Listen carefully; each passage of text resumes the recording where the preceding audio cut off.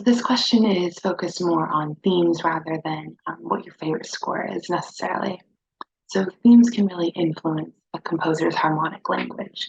Are there any, classic film themes or film themes in general that you really loved as a kid or that have, inspired you? hmm I mean, of course, John Williams, the master of themes. Any of John Williams' scores are just like iconic. And every time it's Christmas, like Home Alone is always always in the back of my mind. But I'm with you too on James Horner. Titanic is great too. The classics. I mean, the classics are always. I mean, that's what I grew up on. So yeah, John Williams, James Horner.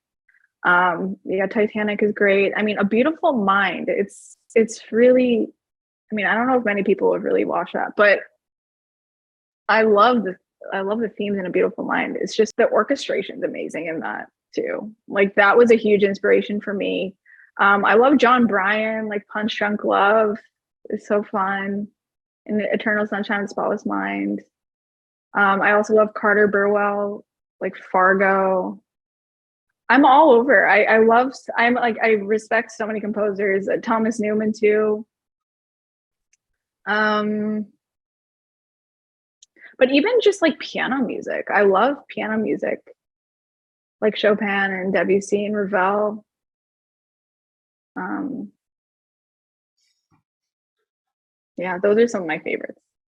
What kind of music do you listen to on like Spotify or? It ranges. I feel like I love pop music. I love R&B.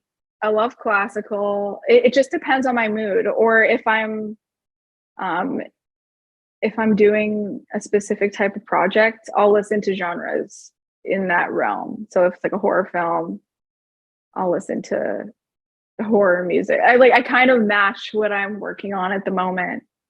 Yeah, I did this Blumhouse horror film, and I was listening to a lot of like Trent Reznor and Atticus Ross for that one. So I kind of like mimic the projects I'm working on. It's good to get your ears in the style. Yeah, to be like in that sonic space. Like how long did you have to write the music for like each episode? Because I know you said it was like 3 days for that one track, but like just how quick does it have to be? In general, I find that for a lot of TV shows, it ranges from like honestly less than a week. Not for Warrior Nun though. Not for Warrior Nun. But in my experience from things I've worked on, like even a few days. But I would say like a week to maybe 3 weeks per episode, but like 3 weeks is a little longer. Yeah, that's the range. Okay, that's not too bad, but that is still. Oh yeah. Yeah, it depends on how much music. If it's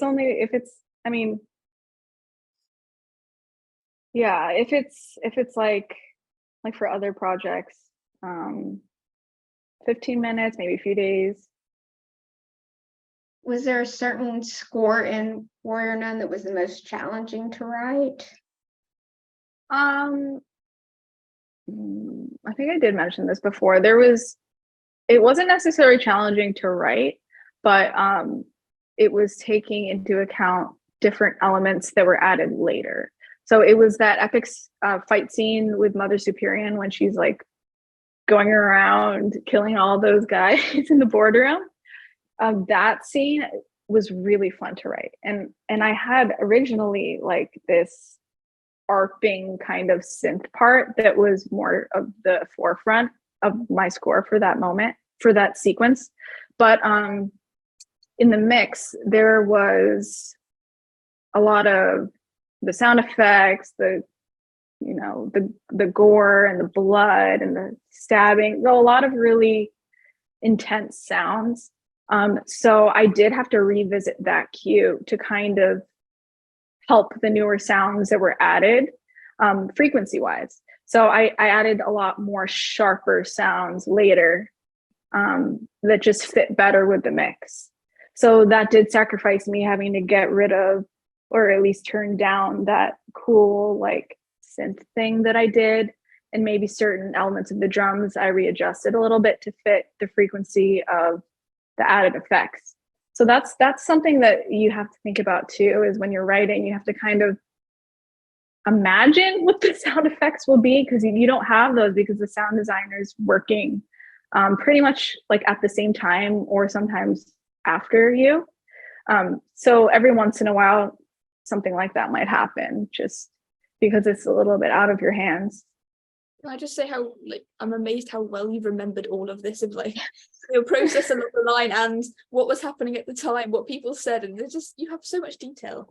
It's like Oh, thank you. I try to remember when I can.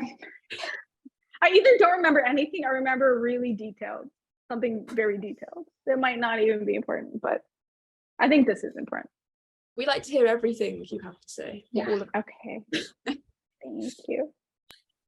So another track that a lot of us love is Semantics, which has a really interesting theme. You know, it sort of has Schindler's List, klezmer vibes. Can you tell us a little bit more about some of the other cultural influences that you've put into the soundtrack? What I did know I wanted was I definitely wanted elements to have like an ancient feel to it, especially with like this new relic that was introduced in season 2, right? The Crown of Thorns. And especially the moments when they're in the underneath, when Yasmin's explaining, the history and everything. I do remember Simon mentioning Indiana Jones at one point. So harmonically, I did sometimes want to integrate some of the harmonies, of course not the same as Indiana Jones, but I wanted to have some of that in the back of my head. So I did like watch Indiana Jones a few times to kind of have that in the back of my head. And also I wanted to also pay an homage to like the Middle Ages too, especially when Duretti's like doing like the whole torturing thing in the basement. I wanted to have that sort of vibe too. So yeah, so I also like tried to mimic how that would look, like barbed wire being bowed. Kind of visually, I wanted to kind of mimic that Iron Maiden where it's being closed. And then just overall, I mean, for Lilith, I used a lyre, and then I plucked it and then bowed that when she's going on her transformation. And I used zithers too in the background for some of the fight sequences. I just wanted to have this overall ancient feel.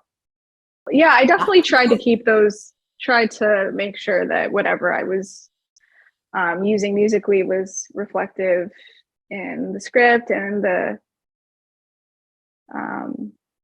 just the awesome lore. It's just, there's so much to unpack in this series, and yeah, it's like hard to not want to incorporate these cool sounds, because visually and story-wise, it's all there to draw from. So it's so fun. Did you actually have to pitch character themes, or did you just automatically come up with them and they were just approved? Kind of the second one, but I still made sure, like, yeah, I would send Simon, like when he was filming in Spain was mainly when I was sending him a bunch of my themes. And he was very responsive with the material that I gave him, which is not always the case with other collaborators, just in terms of how much trust people give. I was really lucky that Simon was very trusting of my take and my ideas. And so, yeah, a lot of the stuff I sent him, he was into. I think it was more about him giving me more information as to what was going on set, because of course I was mainly coming up with these themes to the scripts and to maybe some of the dailies I had seen. So yeah, things did change a little bit in terms of maybe intensity or execution once picture was locked and I was working to picture. That's when things maybe changed a little bit in terms of approach, but the notes pretty much stayed the same. Like my themes that I had written were pretty much the same going through from my earlier ideas. But like, for example, Adriel, like that was originally a more yearning, creepy, his theme was originally played really yearning and creepy as harmonics, violin harmonics. That was that's how I interpreted him, as more of this lingering, creepy person. You know what I mean? Throughout, like as I was reading, that was what I was envisioning. But William brought this incredible, like, virtuoso quality. So that's why I went with that more intense concert master kind of virtuoso style violin based on his performance, which was just so incredible. More intentional and in control. I really liked how big and bold that was, because it's kind of, the theme stood on its own, whereas like the Avitress Avitress theme, it was much more like sort of combined. It kind of felt more like smooth and together, but which kind of like speaks of just teamwork and depending on each other and having each other's backs. But then you've got Adriel's theme that is just like right there, and it's bold, and it's on his own.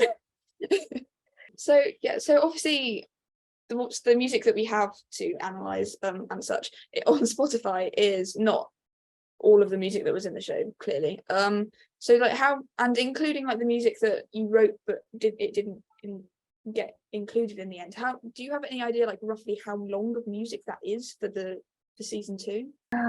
I'd have to go in and look again, but I would say at least 30 minutes. I would say like at least 30 to 40 minutes of music per episode. Yeah, between there. I would say 35 minutes is like to round things off, but sometimes it was like a little lesser or a little more. Sounds like a full scored episode each time. Like it was pretty, I think it's double the amount from season 1 for score. Woo.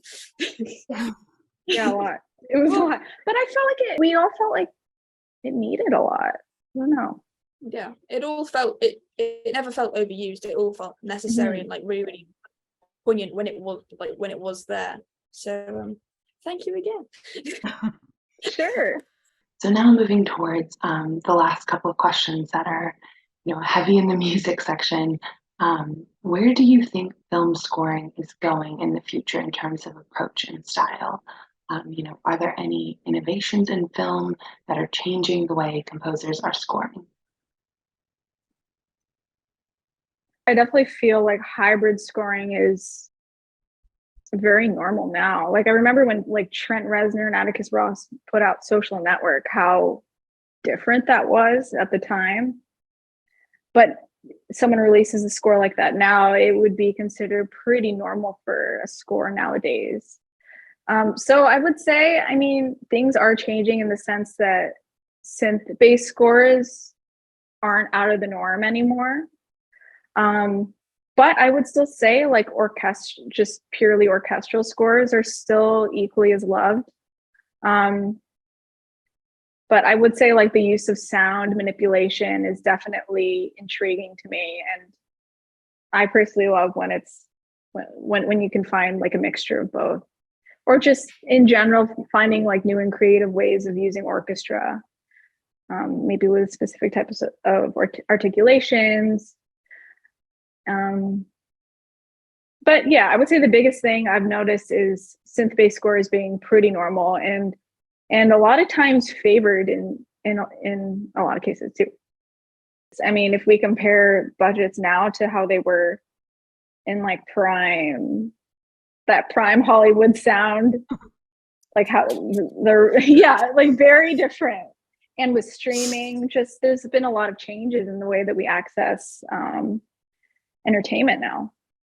Yeah, I think that's well, I feel like in general that's why it's great to have a lot of skills under your belt, to be able to adapt. Like when I was in college, I learned more the traditional way of composing, like like how John Williams and James Horner did it, like the traditional full orchestral Hollywood sound.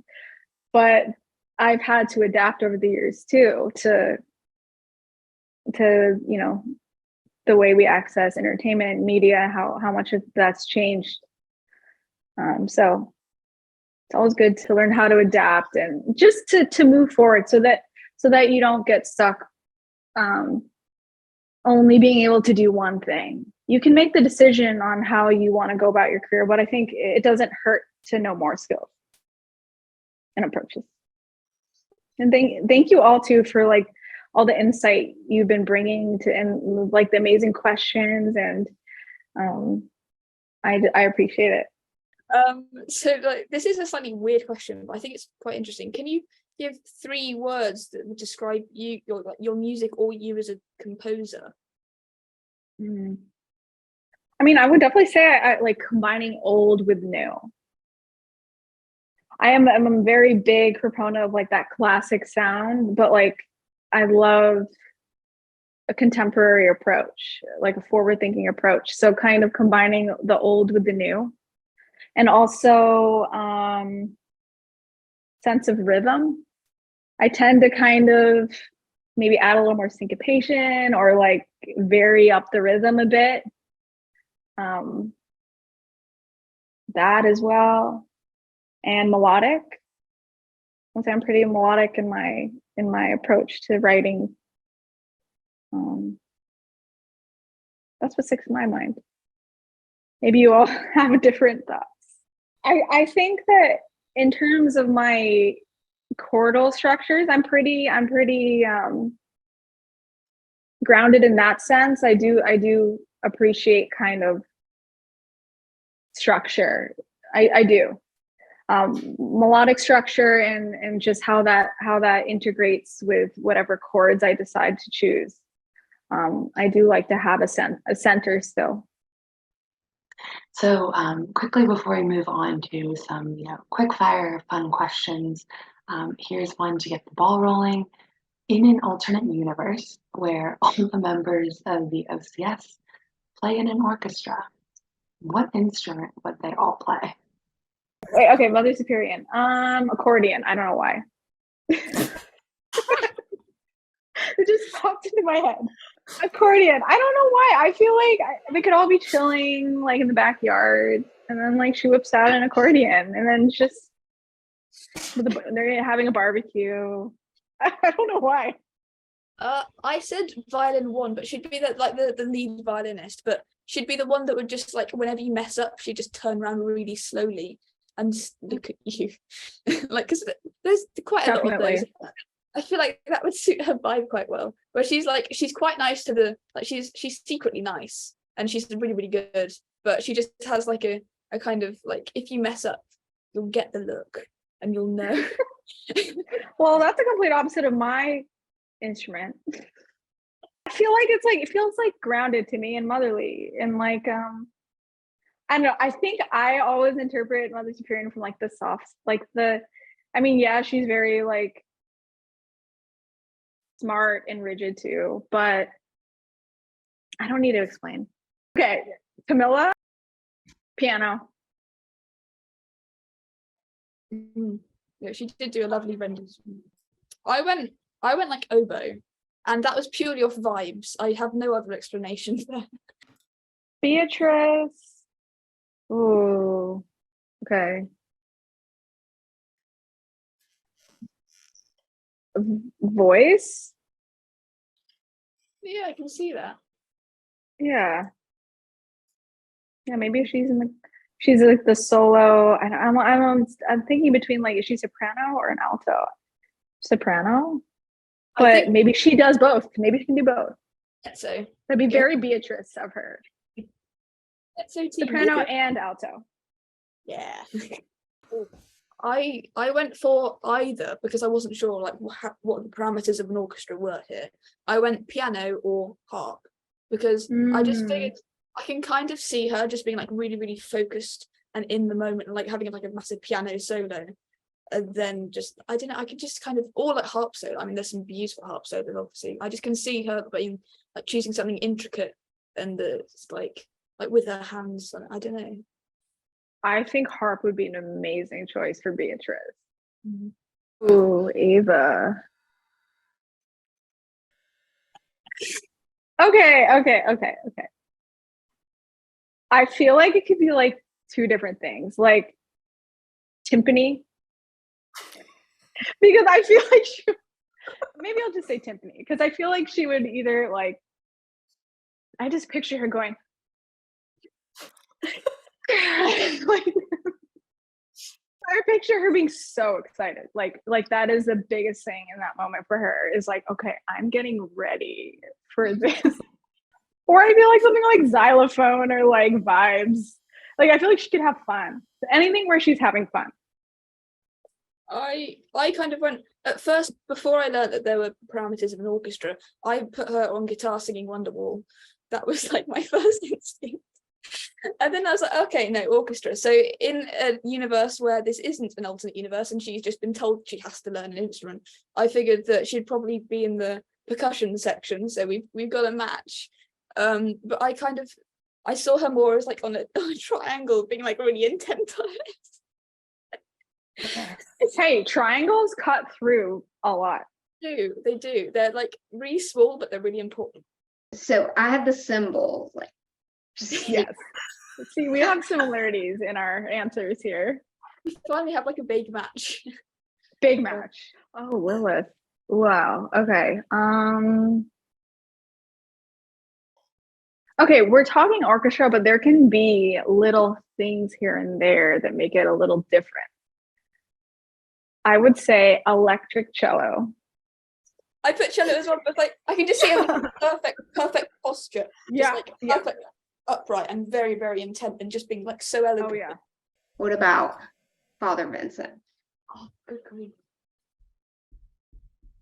Adrian, what do you think? Conductor. Ooh, that's an interesting one. I don't know. It has to be something traditional, but like a bit different. Maybe like saxophone. So in the idea of it being like traditional but slightly different, I went for viola just because like I can kind of. That was took some thought. Here's some more thought for you. No. Visions Okay. for season 3. The sounds that you Vision. like. How do you picture the Holy War? I mean, I would definitely envision that it would be like very bombastic,